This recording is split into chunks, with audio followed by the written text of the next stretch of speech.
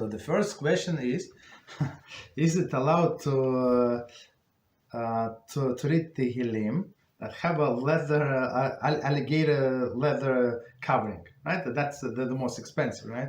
It's very interesting. Our scroll sell them. Of course, there is no problem.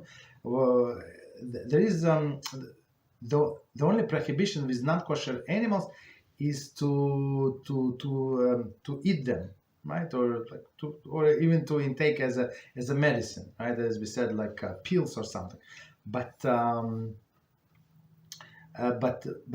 use them for other purposes, there is no problem. You can have shoes. How about the shoes? You know what animals from what animal your shoes made, or your belt, or other things. You don't know, your gloves, whatever. It could be from pig or from other animals. There is no problem whatsoever. Because why? One more time. Because you're not eating them. So is alligator not kosher? No, alligator is not kosher. But again, we're not eating the alligator.